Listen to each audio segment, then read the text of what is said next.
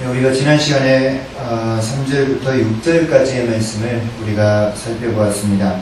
그래서 지난 시간의 말씀을 잠깐 보면은 바로 이 사도 베드로가 이 베드로전서를 왜 썼는가, 그것은 바로 1장 1절에 나와 있듯이 여기 본도, 갈라디아, 갑바도기아, 아시아와 비두니아에 터진 이 성도들, 그러니까 지금 오늘날로 말하면 그 소아시아 그 위쪽 산간 지방입니다. 그리고 그쪽에 흩어져 사는 그 성도들에게 바로 이제 큰 환난과 핍박이 있을 것인데, 그 환난과 핍박에 넘어지지 않고 믿음을 지킴 가운데 살게 하려고 바로 이 베드로 전서를 쓴 것입니다. 그래서 이 베드로 전서를 쭉 살펴보면 우선 뭐 소망, 믿음의 확실함, 또 환난, 핍박, 이런 그 언어들, 그런 단어들이 많음을 볼 수가 있습니다. 또 뭐 나그네 하는 그런 단어들이 많이 있습니다. 그래서 지난 시간에 살펴본 여기 3절부터 여기 6절까지의 말씀을 보면은, 그래서 3절에 보시면은 바로 우리 주 예수 그리스도의 아버지 하나님을 찬송하리로다. 이 말의 뜻은 찬송하십시다라는 그런 뜻입니다. 왜 찬송하자는 것인가? 그것은 바로 그분께서 예수 그리스도를 통해서 우리에게 큰 긍휼을 베풀어 주셨는데, 그것은 바로 우리를 거듭나게 하셨다. 그분의 그 죽으심과 부활을 통해서 우리를 거듭나게 했다는 것입니다. 그러니까 그 예수 그리스도의 그 죽음과 부활이 없었다면 우리는 거듭날 수가 없었다라는 것이죠. 그렇지만 예수 그리스도의 그 죽음과 부활하심, 이것을 통해서 우리를 다시 태어나게, 거듭나게 했다, 이렇게 이야기를 하고 있습니다. 그래서 어떻게 했다라는 것입니까? 우리를 거듭나게 했기 때문에 이제 우리가 산 소망을 갖게 되었다라는 것입니다. 우리가 거듭나지 않았다면, 다시 말씀드리면 우리가 이 예수 그리스도의 그 죽음과 부활을 믿지 못하거나 또 하나님께서 그렇게 행하시지 않았다면은 우리는 살아있는 소망을 가질 수가 없는 존재들입니다. 바로 세상 사람들이 갖는 그런 소망들, 그 소망들을 우리들도 똑같이 가졌을 것입니다. 그렇지만 이제 우리를 거듭나게 하셔서 살아있는 소망, 그 소망을 갖게 하셨고, 그리고 두 번째로는 거기 4절에 나와 있는 것 같이 썩지 않고 더럽지 않고 쇠하지 않는 유업, 곧 영원한 나라, 이 영원한 하나님의 나라를 우리가 유업으로 얻을 수 있게 하셨다, 이렇게 말씀을 하고 있습니다. 그래서 우리를 거듭나게 하셔서 이처럼 산 소망을 갖게 하시고 하나님의 나라를 유업으로 갖게 하신 그 하나님, 그 하나님을 찬송하자고 그렇게 말씀을 하고 있습니다. 그래서 5절에서는 뭐라고 말씀하고 있습니까? 바로 이 소망과 그리고 이 영원한 그런 그 유업, 이것을 얻기 위해서 5절에 보시면은 너희는 말세에 나타내기로 예배하신 구원을 얻기 위하여 믿음으로 말미암아 하나님의 능력으로 보호하심을 받았다, 그렇게 말씀을 하고 있죠. 그래서 우리는 이 예비하신 구원, 여기서 예비하신 구원이라고 하는 것은 마지막 심판의 때에 이루어질 그런 구원을 두고 이야기를 하는 것이겠죠.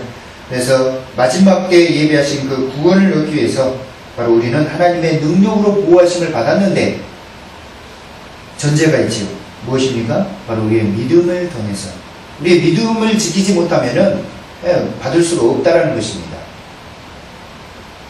그래서 하나님의 능력으로 보호하심을 받았다. 그래서 여기서 하나님의 능력으로 보호하심 하는 것은 무슨 뭐 세상에서 안 다치게 뭐 보호한다, 뭐 이런 거 아니라고 그랬습니다. 이런 세상적인 것이 아니라 바로 앞에서 말하는 구원입니다. 천국에 갈 수 있도록 하나님께서, 우리가 믿음을 지키면은 천국에 갈 수 있도록 하나님께서 지켜주신다, 그 뜻, 그런 말씀이라는 것입니다.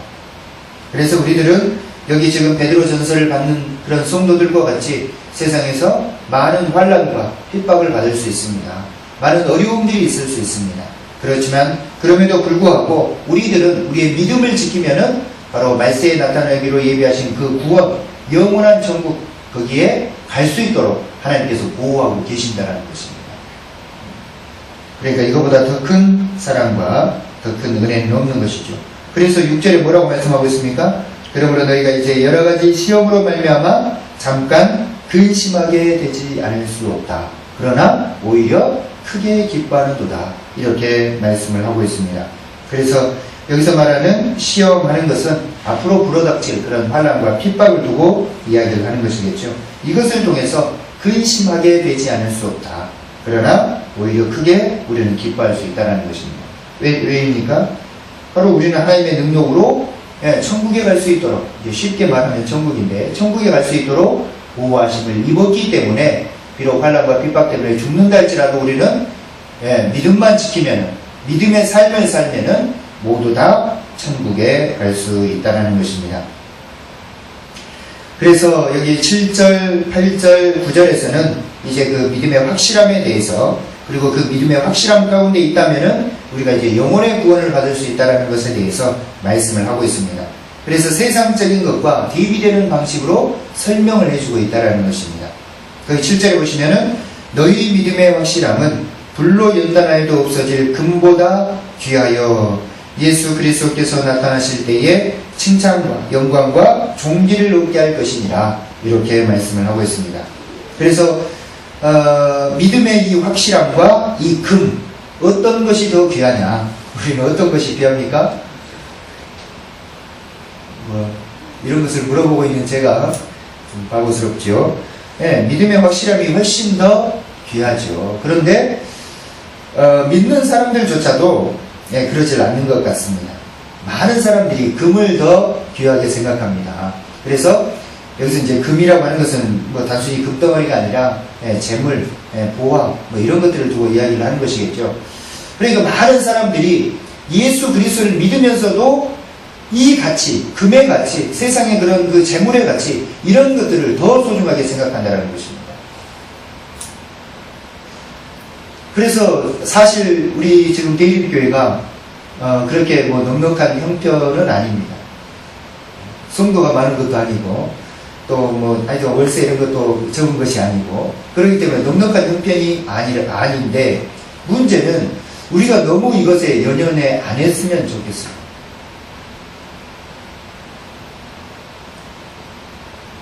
우리가 사실 경제적으로 우리 교회가 좀 어렵고 힘들지만은 이것에 너무 얽매이지 않고, 과연 어떤 그런 믿음의 확실함 가운데 어떻게 우리 교회를 세울 것인지, 바로 이런 고민이 좀 넘쳐났으면 좋겠습니다. 물론 뭐 어떤 분들은 그러시더라고. 저한테, 그러니까 교회 개척하기 전에 어떤 분이 와가지고 무슨 복권을 샀는데 저를 생각하면서 샀답니다. 그래서 그 복권이 당첨이 되면은 저를 도와주려고, 여기 안 계십니다, 그분은. 저를 도와주려고 복권을 샀는데 안 됐다고, 안타깝다고 그런 말씀을 하시더라고요. 물론 그분이 복권에 당첨돼서 그 돈을 전부 100% 저한테 줄 수도 있겠지요. 그런데 사실 그런 것은 전혀 중요한 것 같지 않습니다, 제가 봤을 때.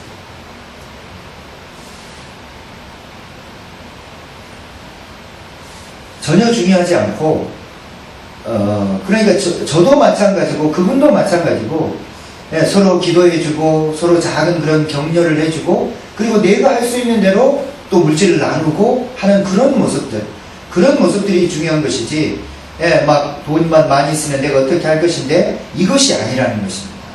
그러니까 삶의 중심이 물질에가 있는가, 아니면은 내 그런 그 믿음의 삶에 있는가, 이것이 더 중요하다는 것입니다. 그래서 여기서도 너희 믿음의 확실함, 이것과 불로 연단하여도 없어질 금, 이 둘 중에 어떤 것이 더 중요하냐?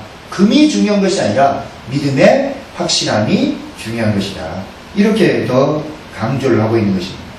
왜 그렇습니까? 바로 계속 설명하고 있죠.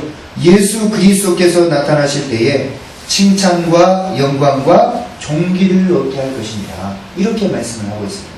예수 그리스도께서 나타나실 때, 그분께서 재림하실 때, 우리가 좀 경제적으로 어렵고 힘들어도 우리의 믿음을 지키면서, 정말 누가 일확천금을 준다 그래도 뭐 그런 것에 요동하지 않고 하는 그런 그 믿음의 삶.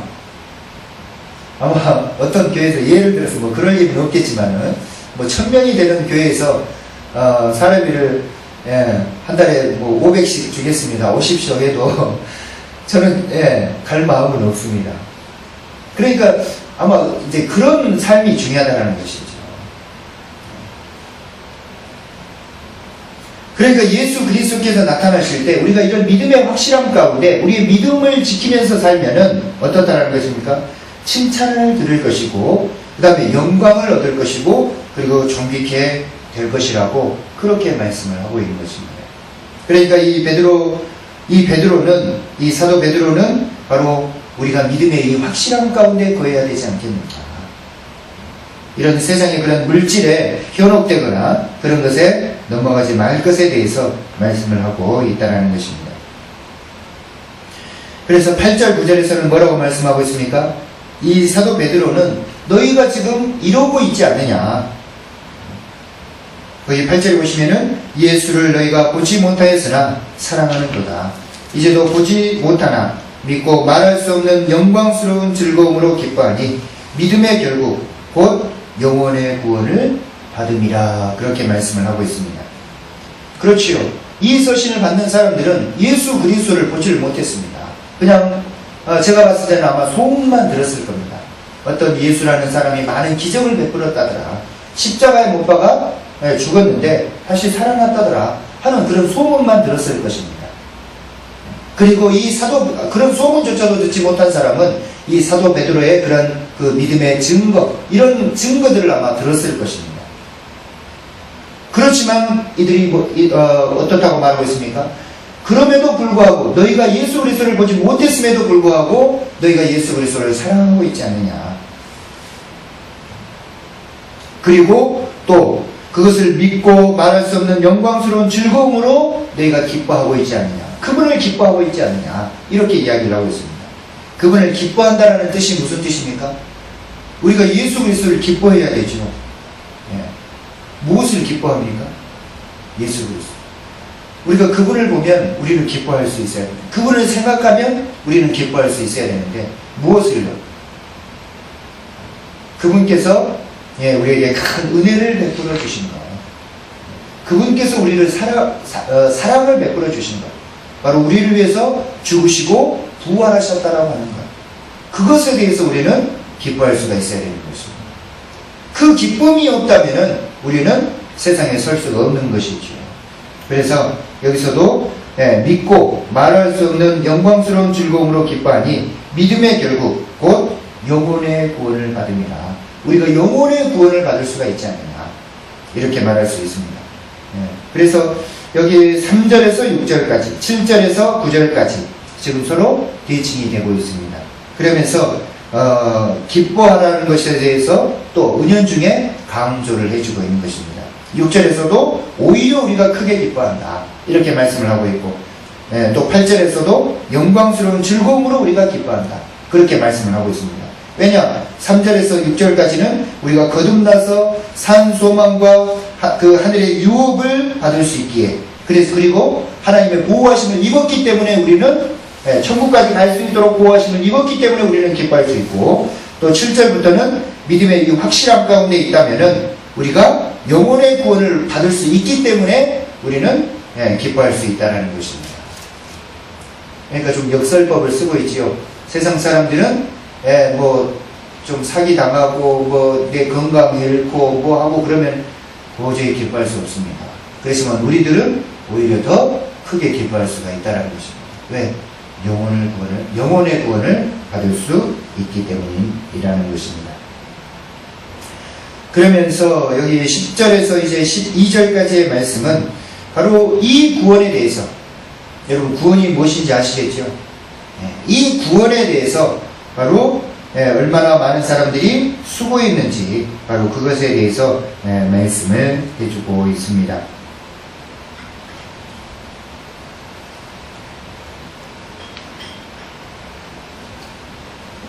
자, 10절에 보시면은 이 구원에 대하여는 너희에게 임할 은혜를 예언하던 선지자들이 연구하고 부지런히 살폈다, 이렇게 말씀을 하고 있습니다.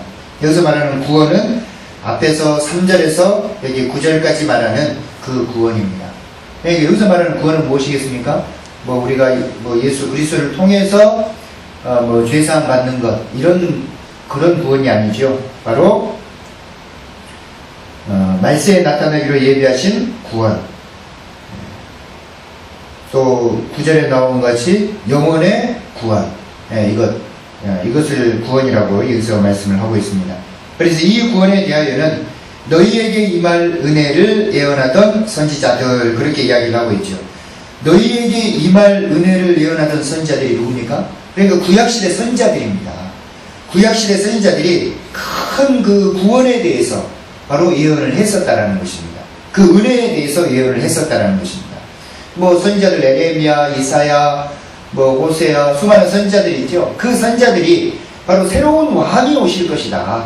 그 왕이 오셔서 죽고 부활할 것이고, 그리고 그 왕을 통해서 이제 새로운 하나님의 나라를 세울 것이다 하는 이런 구원, 이 구원을 어쨌다고요? 이것을 뭐라고 합니까? 여기서는 은혜, 그렇게 이야기를 하고 있습니다. 너희에게 임할 은혜, 이렇게 이야기를 하고 있고, 이것을 예언하던 선지자들이 연구하고 부지런히 살폈다, 이렇게 이야기를 하고 있습니다. 여기서 연구하고 부지런히 살폈다라고 하는 것은 무슨 뜻입니까? 진짜 뭐 책상에 앉아서 연구했다, 그런 말이 아니라, 연구하고 부지런히 살폈다는 것은 부지런히 예언했다라는 것입니다. 실은 그들은 모릅니다.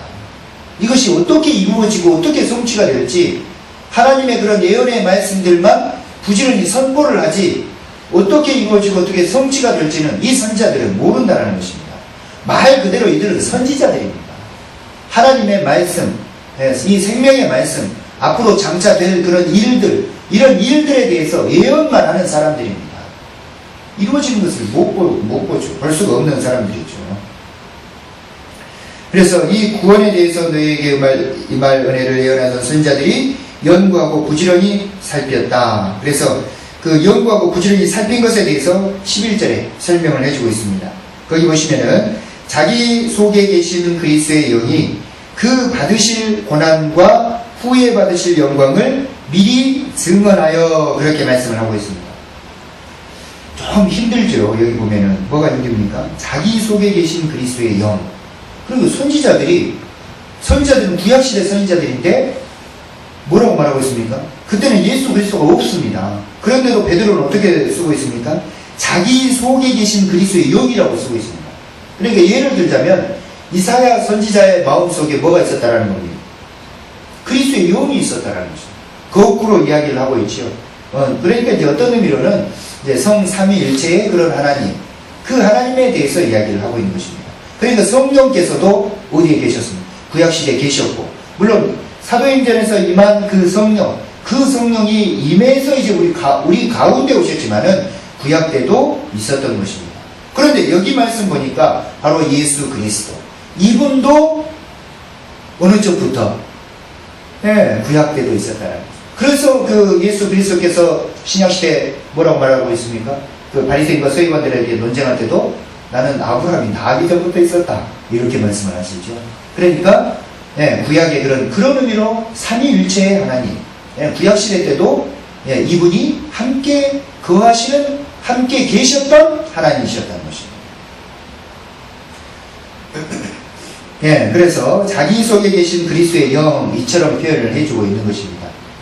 그래서 그 영이 그 받으실 고난과 후에 받으실 영광, 그렇지요.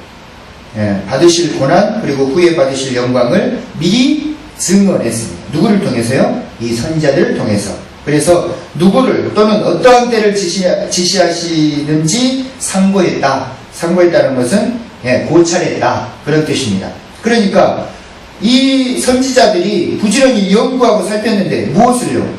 이분이 누구신지, 누구를, 또는 어떠한 때, 언제 이것이 이루어질지 부지런히 상고를 했다라는 것입니다. 부지런히 고찰을 했다라는 것입니다. 연구하고 살폈다라는 것입니다. 그러니까 구약시대 선지자들이 이처럼 열심으로 바로 예수 그리스도께서 오셔서 죽으시고 부활하셔서, 그리고 이제 이분을 믿으면, 그리고 이분을 통해서 영원한 하나님의 나라가 세워졌음에 대해서 선지자들이 이처럼 연구하고 살폈다라고 그렇게 말씀을 하고 있습니다. 그런데 문제가 무엇입니까? 12절에 보시면 뭐라고 말하고 있습니까? 이 섬긴 바가 자기를 위한 것이 아니요 너희를 위한 것임이 계시로 알게 되었으니, 그렇게 말씀을 하고 있습니다. 여기서 계시하는 것은 뭡니까? 말씀 이러면 될 것입니다. 뭐 이렇게 막 영적으로 어떤 임하는 그런 말씀들이 아니라, 그래서 이 섬긴 바, 그러니까 구약시대 선지자들이 이처럼 섬겨 주었습니다. 누구를 위해서요? 누구를 위해서 섬겼습니까? 네, 우리를 위해서. 이 서신들 하면은 여기 서신을 받는 본도 갈라데 가파도기아 아시아와 비두니아에 흩어진 이 사람들, 이 성도들을 위해서 열심히 이렇게 했다라는 것입니다. 엄청 감사한 일이죠. 감사한 일. 우리들을 위해서 열심으로 이렇게 섬겨주었던 것입니다. 연구하고 부지런히 살펴준 것이죠. 그래서 이 섬긴 바가 자기들을 위한 것이 아니요 너희를 위한 것이니 계시로 알게 되었다. 이 말씀으로 알게 되었다. 바울이 쓴 것, 이 계시라고 하는 것은 이 성경은 아닙니다. 어떤 그 예수 그리스도를 통해서 받은 그런 말씀을 두고 이야기를 하는 것이죠. 그래서 이것은 하늘로부터 보내신 성령을 힘입어 복음을 전하는 자들로 이제 너희에게 알린 것이다. 무슨 말인지 아시겠죠? 자, 이 뜻은 하늘로부터 보내신 성령을 힘입어, 하늘로부터 성령이 오셨죠. 마가의 다락방에서 120문도가 열심히 기도했을 때 성령이 임하였습니다. 그때 베드로를 비롯해서 사도들과 120문도가 바로 이 예수 그리스도에 대해서 비로소 그때 깨닫는 것입니다. 그 전까지만 해도 성령이 무엇인지, 예수 그리스도께서 죽고 부활하심의 그 의미가 무엇인지 이런 것들에 대해서 알지를 못했습니다. 성령이 마음 가운데 임하고 나서 그들이 깨달았던 것입니다. 그러니까 여기서도 뭐라고 말씀하고 있습니까? 하늘로부터 보내신 성령을 힘입어 이제는 어떻게 해요? 복음을 전하는 자들, 여기 베드로나 이런 자들로 이제 너희에게 알려진 것이다. 너희에게 뭐가요? 이 구원이, 이 가치 있는 구원, 믿음의 결국 곧 영혼의 구원을 받을 수 있다라고 하는 이 귀중한 구원이 바로 이처럼 성령을 힘입어서 먼저 선지자들이 예언했고, 그리고 이제 성령을 힘입고, 그 다음에 복음을 전하는 자들을 통해서 이제 드디어 비로소 너희까지 온 것이 아니냐, 이렇게 이야기를 하고 있습니다. 그리고 뭐라고 말합니까? 이제 너희에게 알린 것이요 천사들도 살펴보기를 원하는 것이다. 그렇게 말씀하고 있습니다. 여기 천사가 누굽니까? 예, 등에 날개에 달린 천사가 아닙니다. 여기서는 말하는 천사는 선지자들을 두고 이야기를 하는 것입니다. 왜냐? 선지자들은 예언만 했지 어떻게 이루어질지 모릅니다. 거기 11절 끝에 나와 있는 것 같이 어떠한 때를 지시하는지 상고만 했을 뿐입니다. 그런데 이 천사들이 그게 과연 어떻게 이루어졌는가? 기묘자라 모사라 영전하신 아버지가 올 것이다. 엘리야나 이사야나 뭐 이런 선지자들이 예언을 했는데 정말 그분께서 오셔서 어떻게 하나님의 나라를 이루실지 예언만 해놨는데 이것이 과연 어떻게 이루어졌는가? 그 천사들도, 그 선지자들도 살펴보기를 원하는 것이라는 것입니다. 그런데 우리들은 어떻습니까? 이 서신을 받는 사람들은 어떻습니까? 압니다. 이제 어떻게 해요? 바로 성령을 통해서, 이 복음을 전하는 자들을 통해서, 이 생명의 이 계시된 말씀을 통해서 이제 우리는 알 수가 있다는 것입니다. 무엇을요? 믿음의 결국 곧 영혼의 구원을 받을 수 있다는 겁니다. 예수 그리스도를 통해서 이제 우리가 그분만을 믿으면 영원한 삶을 살 수 있다는 겁니다. 이것을 이제 우리가 깨닫게 되었다는 것입니다. 바로 이것에 대해서 여기에서 말씀을 해주고 있는 것입니다. 그러니까 이처럼 많은 구약의 선지자들이 우리를 위해서 섬겨주었다. 이 큰 구원, 예수 그리스도께서 이루실 그런 구원에 대해서 우리를 위해서 이처럼 섬겨주었고, 이제 이것이 바로 성령을 통해서 복음을 전하는 자들을 통해서 이제 우리에게까지 임한 것이다. 그러니 이 구원의 확실함 가운데 살아가라. 세상의 환난과 핍박 때문에 넘어지지 말고, 그 재물에 너무 연연해하지 말고, 어떻게 믿음의 삶을 살 것인지, 내 믿음을 어떻게 지켜갈 것인지, 바로 이런 것들을 생각해야 되지 않겠느냐, 이렇게 지금 말씀을 하고 있다는 것입니다. 그러니까 우리의 삶도 어떠해야 되겠습니까? 우리도 좀 기뻐했으면 좋겠습니다. 많이 우리가 좀 힘들고 어렵지만은 그럼에도 불구하고 늘 기뻐하고 서로 좀 다독여주고 좀 안아주고 하는 그런 삶, 서로 섬겨주고, 그래서 이 교회도 정말 바른 진리 안에서 세워가는 그런 교회, 그리고 우리 한 사람 한 사람도 이 말씀 안에서 어떻게 하면 정말 이런 믿음의 확실함 가운데 거할 것인지, 어떻게 하면 이런 소망 가운데 살아갈 것인지, 바로 이런 것들을 생각하면서 우리가 살아야 한다는 것입니다. 우리로 하여금 이렇게 살게 하려고 이처럼 많은 사람들이 우리를 위해서 수고해 주었습니다. 이런 구약의 선지자들이 많이 수고해 주었다는 것입니다. 그들은 다 죽었습니다. 어떻게 이루어졌는지 보지를 못했습니다. 그러나 우리들은 어떻습니까? 안다라는 것입니다. 우리는 다 보았다는 것입니다. 누구를 통해서요? 이 말씀을 통해서, 이런 사도들을 통해서.